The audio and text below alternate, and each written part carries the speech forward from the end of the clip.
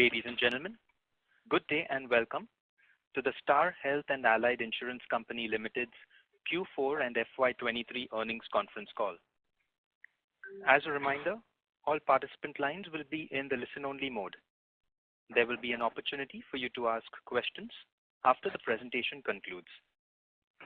Should you need assistance during the conference, please signal an operator by pressing star, then 0 on your touchtone phone. Please note that this conference is being recorded. I now hand the conference over to Mr. Pratik Patil from Adfactors PR Investor Relations Team. Thank you, and over to you, Mr. Pratik Patil. Thank you, Darwin. Good evening, everyone. From the senior management, we have with us Dr. S. Prakash, Managing Director, Mr. Anand Roy, Managing Director, Mr. Nilesh Kamli, Chief Financial Officer, and Mr. Anish Srivastava, Chief Investment Officer. Before we begin the conference call, I would like to mention that some of the statements made during the course of today's call may be forward-looking in nature, including those related to the future financial and operating performances, benefits and synergies of the company's strategies, future opportunities and growth of the market of the company's services. Further, I would like to mention that some of the statements made in today's conference call may involve risk and uncertainties. Thank you, and over to you, Mr. Roy. Thank you, and good evening to all of you. This is Anand Roy here. Thank you for joining the earnings conference call of Star Health and Allied Insurance Company for Q4 23 and also for the full 12 months of financial year 23. I would like to first highlight that we have achieved an underwriting profit of rupees 204 crores with a combined ratio of 95.3% and an overall PAT of rupees 619 crores, which is the highest in our history. We have achieved an EBITDA of rupees 1027 crores. For Q4 FY23, we have achieved a combined ratio of 91.3%. We have also made a very strong start to the new financial year. In FY24, as we speak up to the date, our premium growth for the month is more than 27%, and we expect to close this month with around 25% growth. And our loss ratios for the month is also on the better than the previous year. This being the first full year post-COVID and post-listing, we are happy to announce that we have been able to achieve our full year guidance that we have given you. This also gives an assurance of the robust retail health insurance business model that the company has built over the last 17 years. I will now give you a brief overview of the industry trends and the developments that we have witnessed in the last few months, as well as walk you through the company's performance in terms of premium and distribution. My colleague Dr. Prakash will cover the financial performance and aspects related to claims, including the steps that are underway to manage them. In Q4 23, the health insurance industry, including PA, has grown by 25.4%, driven largely by 28% growth in group health and 16% growth in retail health. Now we will talk about the growth and market share of Star Health. For 12 months FY23, our retail health has grown by close to 18% versus the industry's retail health growth of 15.3%. That is, we have been able to grow at 1.17 times the industry's growth rate despite a very large base. In Q4 23, our retail health segment grew by 15.2% versus the industry's retail health growth of 16%. In Q4 of FY23, Star Health registered 35% market share in retail health, which is 3 times the second largest player in the industry. For FY23, our retail market share is 34% against 33% of the last financial year. We continue to aspire to grow higher than the market growth rate and increase our retail health market share every year. As far as our accretion share is concerned, Star Health has registered close to 40% retail health accretion market share in FY23. Agency business continues to contribute around 82% of the overall business. Our agency strength has increased to 6,25,860 agents with a net addition of 16,165 agents in the Q4 of FY23. For the full year FY23, we have added approximately 76,000 new agents over the previous year. For the full year FY23, our partnerships with corporate agents, banks, and other tie-up continues to grow aggressively and is very strong. And this premium contributed from these channels has grown by 43% during the year. Some of the highlights in Q4 for us were as follows. As regards premium and distribution, we continue to focus on the digital initiatives. The digital sourcing from our web sales and telesales models has grown by 28% in FY23 to INR 625 crores over the previous year. Our app downloads have reached 2 million downloads. Organic traffic to the website has grown by 95% in Q4 23 over the same period last year, and 39% growth sequentially over Q3 of FY23. We have tied up with some leading banks named Standard Chartered Bank, India Post Bank, and ESAP Small Finance Banks for distribution of Star Health products through their platforms. This will further expand our reach and also strengthen the sales of our higher sum assured products. With the new EOM guidelines, this provides an immense opportunity for growth and we are sure to capture on this. The average sum assured of new policies has increased by 13% on a year-on-year basis to 9 lakh rupees per policy. 5 lakhs sum insured and above now constitute 70% of the health insurance portfolio, which was 64% in the last financial year. The premium from benefit products has grown by 53% in FY23 over FY22. The share of such products within the overall GWP has increased by 61 bips to 2.3% in FY23 from 1.7% in FY22. We have launched 2 new products in Q4, which is Star Special Care Gold and Star Group Health Benefit Plus. Special Care Gold is a product tailored specifically for individuals with disabilities and those who are HIV positive. The Star Group Health Benefit Plan offers critical illness cover up to 54 critical illnesses, personal accident cover, hospital cash cover, and EMI protect due to hospitalization. It also covers health indemnity and health indemnity top-ups. We are launching a new wellness proposition for our customers as well as non-customers who will benefit from our telemedicine expertise and also earn rewards from leading healthy lifestyles. We have already begun work with an insurtech firm to provide wellness benefits to our customers. We see this as a big opportunity area in the near future. I will now request Dr. Prakash to talk about claims and the financial part of it. Thanks, Anand. I'm going to talk about claims initiatives and the outcome. We are working on a 4-pronged approach to effectively manage claims outgo. Number 1 being prudent claim settlement based on our rich medical expertise and insurance wisdom. Number 2, well-negotiated volume-based pricing arrangement with our network hospitals, which gives us operating leverage in terms of lower average claim paid per policy. Average paid per claim, sorry. Number 3 being technology-enabled fraud detection and mitigation.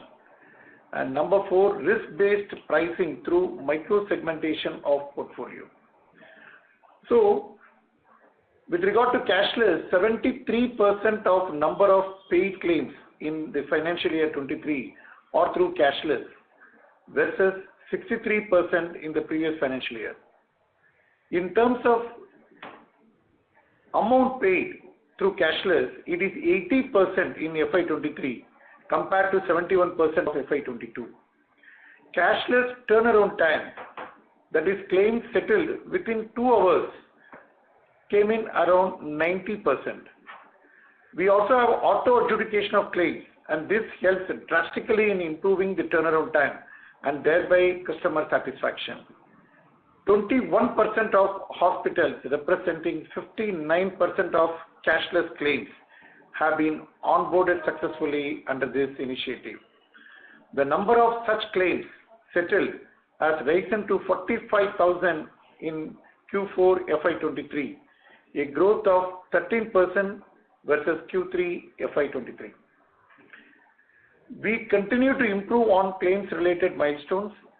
Within overall cashless claims, the share of hospitals with proper pricing arrangement what we call as agreed network hospitals, the cashless claims is 67% versus 64% in FY22. As you will be aware, fraud control is one of the critical factors to address in a retail business. Our anti-fraud digital initiative has become operational this year and has started to produce savings in claims outflow. There is a 1.3% incremental benefit in terms of lower claims ratio in FY23 versus FY22, and SaaS platform has assisted in 55% of those cases. This is in line with our expectation of more than 1% reduction in claims ratio mentioned in the previous result call. Let me talk about our financial performance. We are focused on sustainable, profitable growth and taking decision to achieve that goal. Our combined ratio for full year FY23 has improved to 95.3% versus what was 117.9% in FY22. This improvement in combined ratio is achieved through claims ratio and expense ratio improvement. Combined ratio for the quarter Q4 FY23 is 91.3% versus 98.4% in Q4 of FY22. Claims ratio for FY23 has improved to 65% versus 87.1% in FY22. FY2023 claims ratio has 0.4% impact of COVID-related claims. The claims ratio in Q4 FY23 has improved to 62% versus 68.1% in Q4 of FY22. So the expense ratio has fallen in FY23 to 30.3% versus 30.8% for FY22 on account of efficient cost control and management. For Q4 FY23, expense ratio has reduced to 29.4% from 30.3% in Q4 FY22. You will appreciate that the expense ratio has improved in spite of a significant cutback in the group business. And group business, as you all know, has a lesser expense ratio. Our investment assets have grown to 13,392 crore in FY23 versus 11,373 crore in FY22. With a rise in interest rates, fresh investments were deployed at a higher yield, leading to the fixed income portfolio yield for Q4 FY23 rising to 7.34% versus 6.71% of Q4 FY22. We continue to invest in equity portfolios through ETFs. The investment income in Q4 FY23 grew by 21% over Q4 FY22 to rupees 218 crore over rupees 180 crore in Q4 of FY22. And for the financial year 23, investment income grew to rupees 835 crore versus rupees 793 crore for FY22. So FY23 recorded a profit before tax of rupees 826 crore and profit after tax of rupees 619 crore. Adjusted profit after tax, excluding non-business ESOP cost and COVID, is rupees 768 crore for financial year 23. For Q4 2023, the profit before tax is rupees 136 crore and profit after tax is rupees 102 crore. Solvency as on 31st March 2023 is 2.14 times compared to the regulatory requirement of 1.50 times. This solvency is achieved despite our reinsurance mandatory is only 4%. To conclude, We continue to believe in the profitable growth opportunities available in the retail health segment, and we are on our desired path of realizing the same. Thank you. Thank you. We will now begin the question and answer session. Anyone who wishes to ask a question may press star and 1 on their touchtone telephone. If you wish to remove yourself from the question queue, you may press star and 2. Participants are requested to use handsets while asking a question. Ladies and gentlemen, we will wait for a moment while the question queue assembles.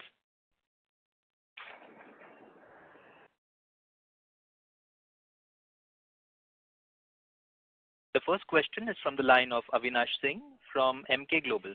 Please go ahead. Yeah, hi. Good evening. Couple of questions.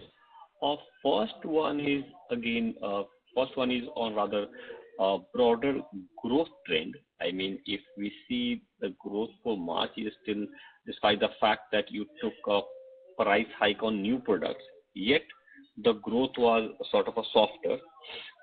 So, I mean, what sort of a growth outlook you have, considering that, okay, from May onwards, you will also apply price hike on renewals. So that's on the growth. Second is on terms of your profitability side. What would be your kind of aspiration for FY24 in terms of combined, and if at all any improvement versus FY23? Considering the market dynamics, on the commission and expenses and your growth aspiration, what sort of improvement you would expect on the claims as well as on the OPEX side? Thank you.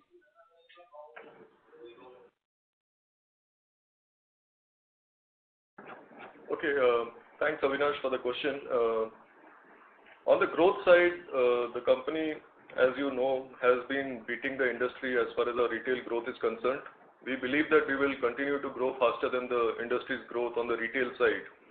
And as I've already disclosed, in our April performance seems to be very, very promising, and we expect to maintain the momentum. Though we are not giving any particular guidance, but we will grow faster than the industry's growth. As far as the combined is concerned, definitely, as you mentioned, along with the price hike and all the efficiencies that we are building and through technology and other initiatives that we are taking, the combined operating ratio will definitely be lesser than what we have achieved last financial year. And we hope to achieve that through all the initiatives that we are driving. Thank you. Thank you. The next question is from the line of Sahej from HDFC Securities. Please go ahead. Hi, good evening. Congratulations on good set. So, two questions from my side. So, roadmap on any new planned ESOP issuances, that is one. Second is, looking at the product level loss ratios, do you plan to take a price hike in any other product? Yeah, that is second. So basically, new ESOPs will be issued, but they will be issued at market price, which will not have any impact on the profit and loss account of the company the way it was happened for the last ESOP. But ESOPs will be issued at market price. On the product level loss ratio, Sahej, we continue to monitor all the products, and whenever a product reaches a threshold level, we go in for a price increase, and that's a continuous process. So we'll continue to monitor the loss ratio of every product. Right. And if you could split out the 25% growth in the month of April, what is on back of new product, new policy sales, and what is on due to the rise in premiums? We are in the middle of the month, Sahej. We'll get back to you with specifics. We are in the initial period of this month. Got it. Thanks, and all the best. Thank you. The next question is from the line of Swarnabh Mukherjee from B&K Securities. Please go ahead. Thank you for the opportunity and good evening, sir. So 3-4 questions from my side. First of all, in terms of your recent growth, so just wanted your thoughts, or if you could give some color on what happened in March in retail health that resulted in a slower month, and Also, April number, whether this 25% kind of number which you highlighted, is this in retail or is blend of the two? If you could give us a breakdown between retail and group, even indicative number if you can share, which which one is growing by how much. So that is the first question. Second is in the fourth quarter, the new business growth looks very strong vis-a-vis what was in the earlier quarter. So if you could give some color on any trends that you were seeing. Thirdly, I wanted to know your thoughts on the groups related strategy. So what is different in the group related strategy right now vis-a-vis how it was before we had started to bring it down in the previous cycle? And lastly, a very quick small thing that I wanted to understand was that it looks that when we started the year, our share of specialized product was higher than 17% in the mix. Towards the end of the year, it has come down to 15.5%. So anything to read into that? So these are the 4 questions, sir. Thank you. Thanks. So to answer your first question, the retail growth in the month of March, I think the growth rate in the month of March was good.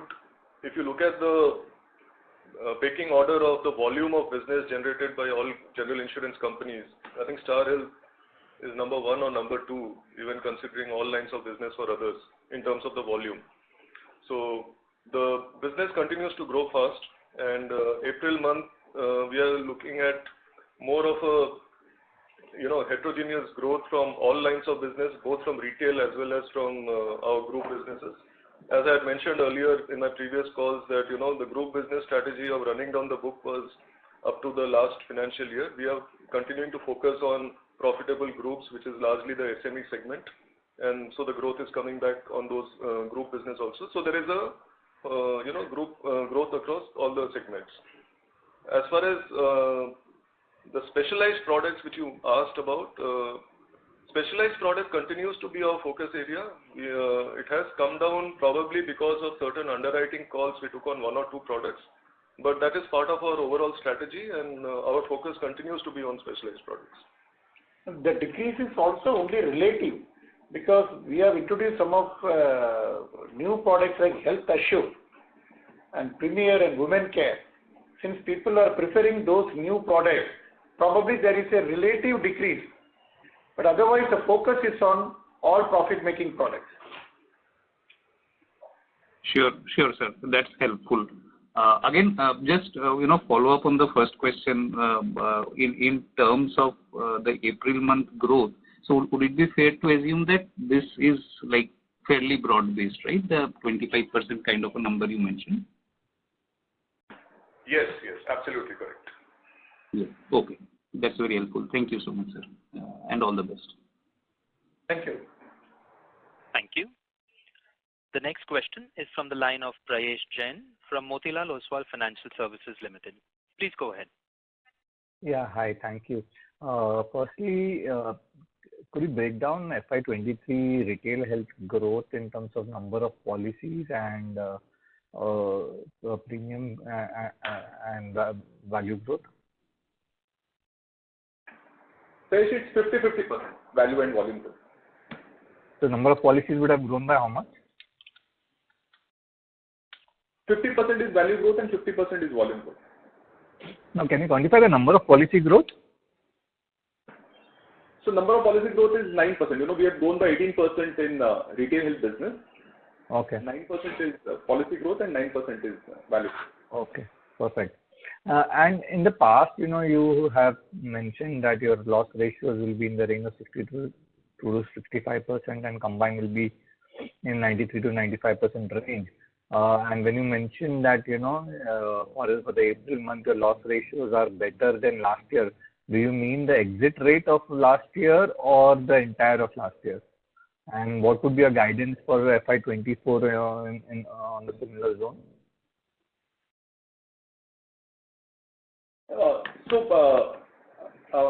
Prayesh, we'll maintain that we'll improve the loss ratio compared to full last year number. I mean, 65% is what we've achieved. We'll improve on that loss ratio in the current year. When we talk about April loss ratio, it is compared to full year loss ratio. Okay. So and what about your guidance? Do you think 62 to 65% still holds, or it can be better than that? So price will continue to maintain that, we'll improve it compared to last year. Okay. And so if we start thinking from a FY24 growth perspective, with the price hike that is being implemented, how should we think about number of policy growth, sum assured growth, and price hike? How these three would have an interplay in terms of your growth? How would you see this? So one is, as Anand sir had mentioned, that we continue to go higher than the industry growth rate and continue to improve on the market share. In terms of volume and value growth, it will be similar. A slightly higher value growth this year because we have taken a price hike. It can be around 55 to 60% value growth and 40 to 45% volume growth. Okay. And just in the past, you have also mentioned about getting into more affluent categories in terms of population. What are the initiatives that we're taking there, and how is that progress happening?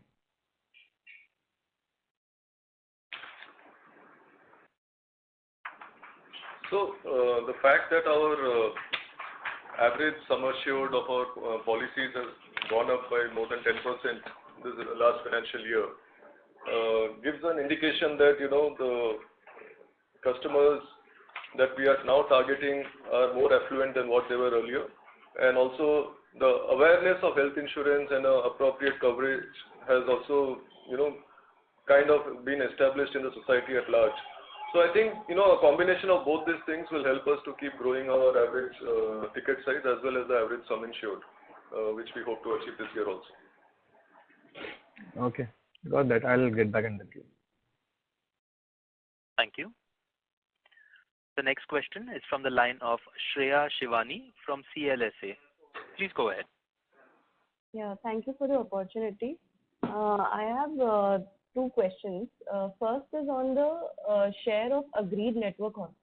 So this number has varied quite a lot this year. Like it was 56% in first quarter, in first half it was 66, 9 months it was 76, and now it's 67. So I just want to understand how frequently do you rearrange your agreements with hospitals? Why did this number vary so much this year versus last year? Every quarter it didn't vary so much. So that's my first question.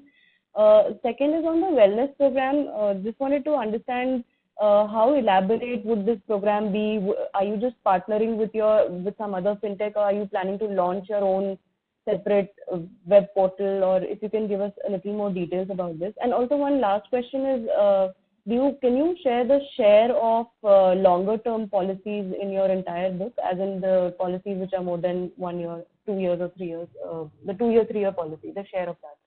Thank you. With regard to the share of agreed network hospital to the overall hospital, every month you should understand that there are a lot of hospitals showing interest to be part of our empanelment. So we get around 200 plus applications from different hospitals. So naturally the number keeps increasing. When the overall number increases, the share of ANH to the overall number will definitely alter. Apart from that, there is an exclusive team in STAR to talk to hospitals and arrive at a fair pricing for identified surgical procedures, and also to fix a proper price for medical management, room rents, professional charges, common diagnostic tests and all that. So our pricing arrangement with the hospitals will depend on the geography, the nature of hospital, whether they are surgical oriented or medical oriented. There are a lot of formulas involved to arrive at a pricing with the hospital. So the sum and substance is, New hospitals show lot of interest to be part of our panel. So there is a constant increase in the number of hospitals, and our empaneled hospitals have crossed 14,000.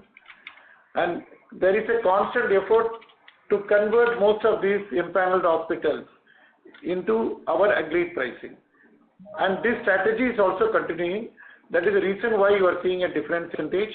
But overall, the financial transaction and turnover, as we could trace, it is more with hospitals where we have a pricing arrangement.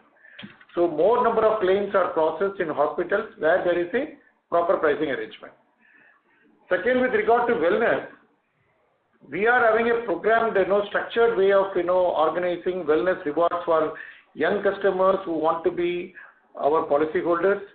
We want to recognize maintenance of good health and give them discount on the premium. So based on the scores that they could achieve. Second thing is the number of people who are with us, elderly people who are suffering from a lot of comorbid conditions. We have condition management programs and structured wellness program to educate them, to rehabilitate them, and encourage them to have proper diet and lifestyle changes so that they don't fall victim to diseases. Through this strategy, we have also found that our readmission rates are coming less, and we could address areas of our geographies where our customers live with multiple comorbids, and we are trying to decrease the frequency rate of claims in those areas. So there is a structured and organized way of conducting our wellness program, and we are closely monitoring the outcome. So my question here on the wellness program is that this program is for your existing insurance, the policy holders. It's not like you're opening a platform to all set of customers, and from there you may want to convert them into insurance holders. Which way is it? So see, it is a mix of both the things that you mentioned. For our policy holders, we have a structured wellness program as part of the policy, as Dr. Prakash mentioned, by which if they are taking care of their health and they're able to demonstrate those results on our application, we give them a premium discount at the time of renewal. But even for non-customers who are not yet with Star Health, we have a wonderful free telemedicine service which gives advice and guidance to anybody for various kinds of ailments that they may have, and it is absolutely free of cost. This definitely is a channel by which we are able to generate leads for potential customers, and we intend to scale that up even significantly. We also do have a tie-up with a fintech firm for the services of all our wellness-related program in case of how they can have the technology integration of their IoT devices into our app so that they can submit their data.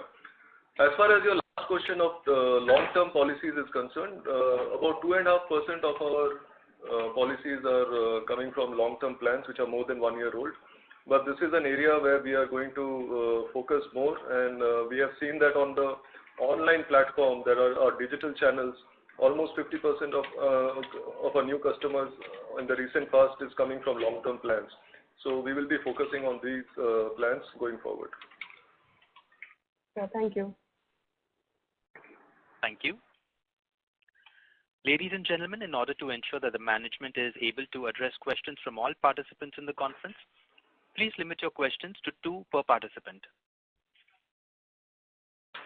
The next question is from the line of Anirudh Shetty from Solidarity Investment Managers. Please go ahead.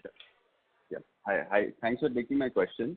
So my question was, more on our return on equity, which for FY23 is around 12.5%, which is very close to cost of capital, despite us getting our loss ratio to, the upper end of our target of 63 to 65%. So my question is, for us to get to a healthy ROE of say at least 15-16%, what needs to improve for us, and also if you could give us any timelines on by when do you think you could get to that number? See, this ROE of 12.4% is basically after the ESOP cost, which is the one-time non-business cost. So if we exclude that, the ROEs are much higher. So next year again will be one full year with price increase that we have taken. We should return to healthy ROEs of 16 to 18% that we have been talking about. Got it. So 16 to 18%. And sir, right now there is also a bit of an accounting anomaly, because of the mismatch. So this 16 to 18%, if one were to look at it at a where if there's a proper matching, or say there was a IFRS implemented, how would this ROE look like in that scenario? So once we implement IFRS, where the cost is deferred over the policy period, today only the premium is deferred, whereas the cost is upfront. If we defer the cost also over the policy period, this should improve by another 300 to 400 basis points. The ROE will further improve.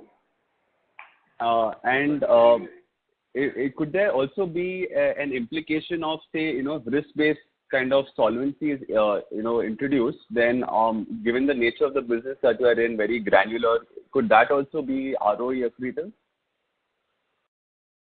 See, the risk-based solvency will ensure that the solvency for us will be very, very comfortable.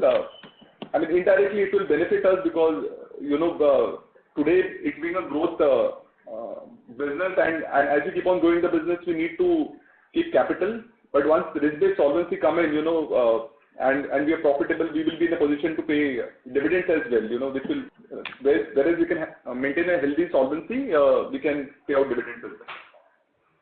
Got it. And just one final question. At this point in time, how much of our portfolio would be in equities, and over time, where do we see that number heading to? So hi, this is Anish here. So as of now, 4.1% of the portfolio is in ETFs. We have decided to increase the ETF exposure. Maybe that we would go up to 7% and then decide how to scale it up. Got it. Okay. Then thank you for taking my question. Thank you. The next question is from the line of Sanket Godha from Avendus Spark. Please go ahead. Yeah, thanks for the opportunity. Anand, you said that the growth in April is coming from both group and retail, and probably in FY23 the group contribution was is at the lowest level in last 5-6 years. So if the group is going to contribute around 10 to 11% of the total GWP in FY24, then is it safe to assume, because group invariably has a higher loss ratio, that the 65% loss ratio could be still be maintained in FY24 because sheer change in the product mix? Yeah, Sanket. So see, as I mentioned in the past, our business strategies are very clearly focused on growth with profit. So we do not intend to write groups which are loss-making in nature. So our focus on groups are also on the SME segment. It's a quasi-retail model. The group business also comes through our traditional channels like agency and digital channels. So we are very confident that even with the 10% group that we intend to write, our loss ratios should not go beyond what we are envisaging. So is it safe to assume, Anand, that in previous, when we did it, that business in around 10 to 11, the loss ratio experience in group is very similar to retail, or it was tad higher? Should look at combined. Okay, yeah, fair point. I should look at combined because the OpEx associated with the business is lower, right?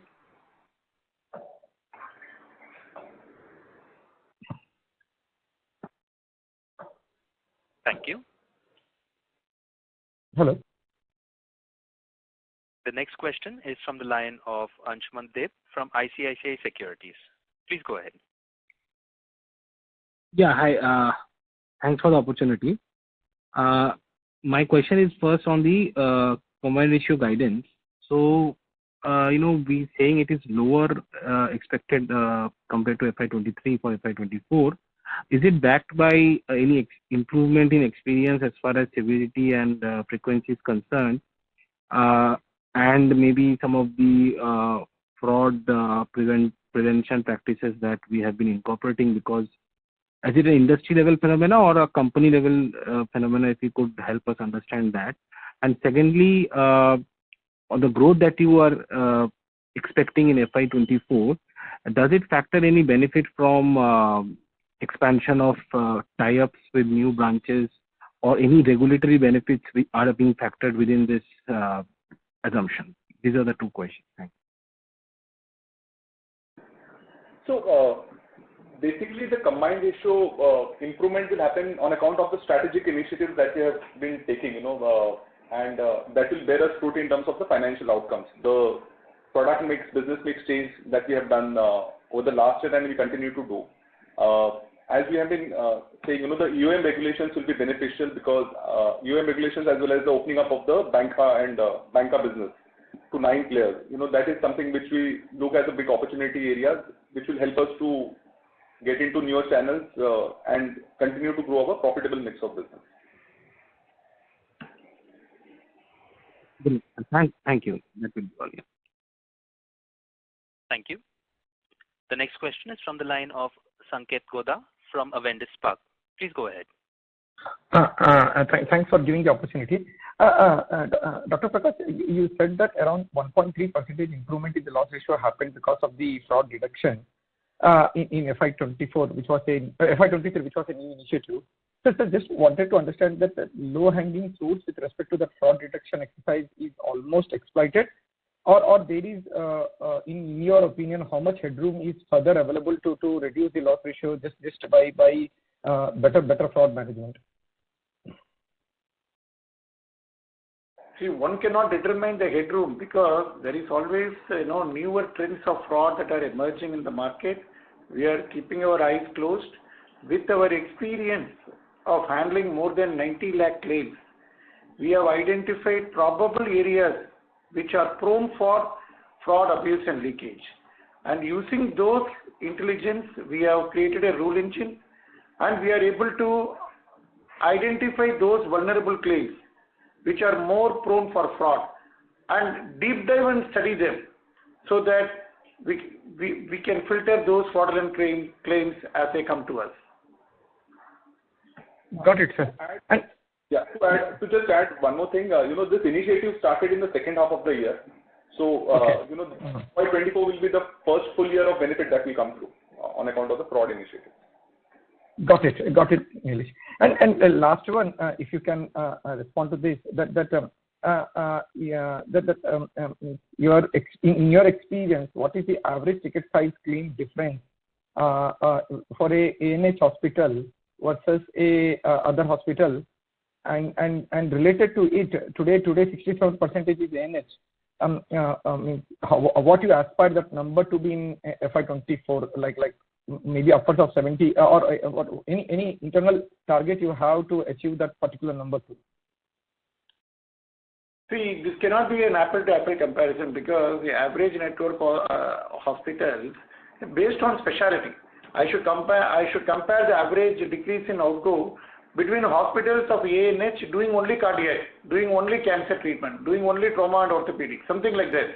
So overall, it will be very difficult for us to arrive at what is the value addition, but there is a greater financial benefit that we could see when more and more transactions happen through agreed network hospitals. Got it, sir. And then the 67%, what you expect it to be in 24, given it benefits in loss ratio, sir? Sanket, we'll keep on improving on that initiative. We have not set any target for a 1 year period. Because these benefits, some of them are tangible, some of them are intangible. So it's very difficult to measure and tell you, but overall we are seeing a lot of improvement and benefit on that. Got it, sir. Thanks for answering my question. Okay. Thank you. The next question is from the line of Supratim Datta from Ambit Capital. Please go ahead. Thanks for the opportunity. So I'll start with the NEP. So it looks like the URR to the constant URR for the year FY23 to the NWP, that ratio is around 58%, and you had previously indicated that would be around 56%. So just wanted to understand what could resulted in this higher ratio in FY23. See, basically, the URR is a function of growth in business, so it's dynamic. It's not a constant number, if the growth is constant, it will be a constant number, but depending upon the growth being higher or lower compared to last year, it will keep on fluctuating. So is it fair to assume that you had faster growth maybe in the later weeks of March? That's why it is increased? Yes. Got it. And on the same analytics, you talk about 1% lower loss ratio. Just wanted to understand what are the initiatives you have going on that front? Is there any new initiative, and what kind of further improvement do you expect from those?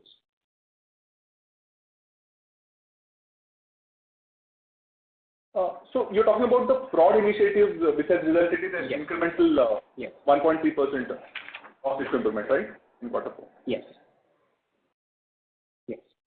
Yeah, so it's an ongoing, initiative that we improve on the fraud control and management, the ANH network that we continue to improve. We continue to negotiate rates with the hospitals. That's an ongoing initiative and it will continue to give benefits to us.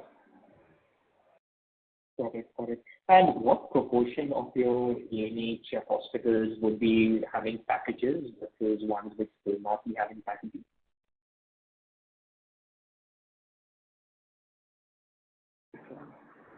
Yeah, so basically the ANH network is the hospitals where we have packages. That's 67% ratio that we have. Okay. So the entire one has packages. Fine. Thank you. Thank you. The next question is from the line of Devansh Nigotia from SIMPL. Please go ahead. Yeah, sir. Thanks for the opportunity.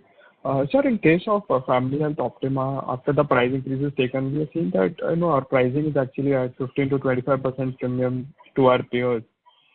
So, what do we think with such high pricing? Do we see a risk of dropouts being more than 5% that we are expecting for FY24?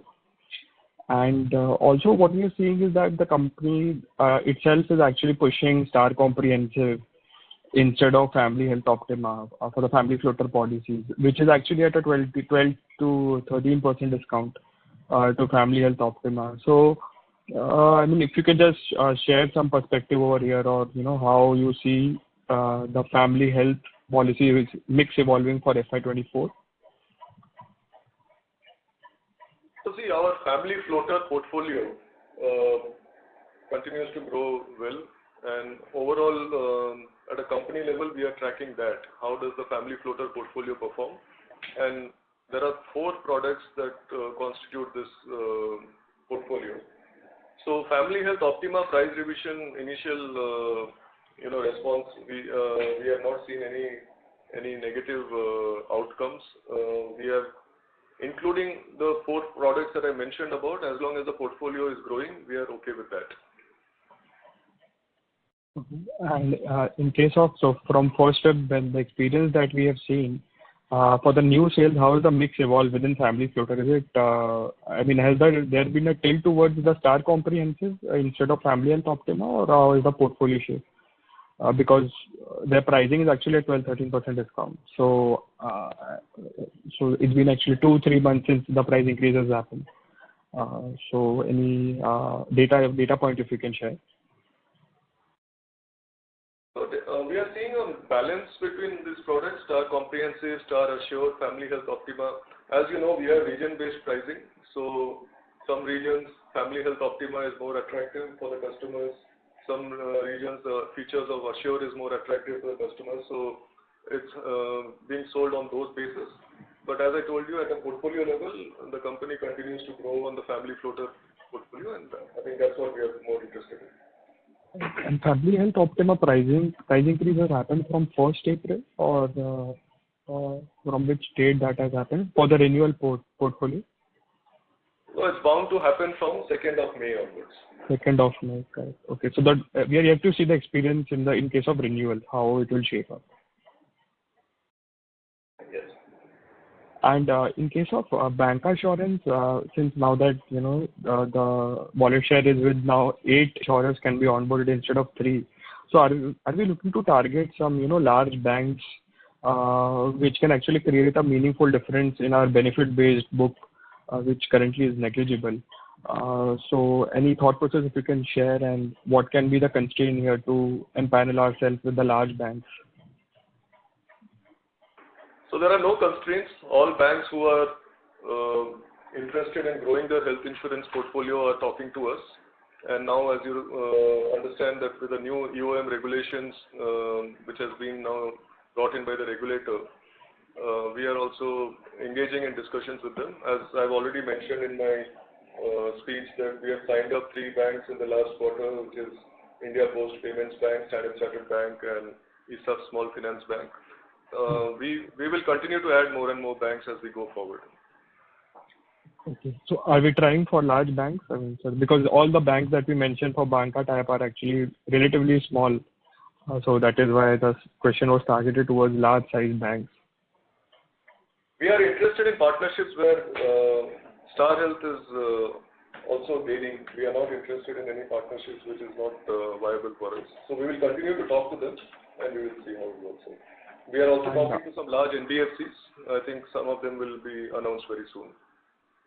And the investment yield that we shared for the quarter was 7.34. So does that include some M2M gains that we have booked in our bond book? And what is the yield we are working with for FY24 and 25? So obviously, this does not include any mark to market or any book profits. There are no book profits as such. Guidance is slightly difficult to give, but yeah, what we understand is that perhaps yield curve would remain somewhere here only, given the fact that RBI is on a long pause. So I think we would keep getting interesting opportunities for deployment. So 7.34 is sustainable for the year if considering the interest rates are constant. Sorry to interrupt, sir. May we request you to please rejoin the queue for follow-up questions? Yeah, sure. Thank you. Ladies and gentlemen, if you wish to ask a question, you may please press star and 1 at this time. The next question is from the line of Pallavi Deshpande from Samiksha Capital. Please go ahead. Yes, I just wanted to know on the number of agents you mentioned, how many of those 96,000 would be exclusive agents that you added this year, and compare that to the same number last year?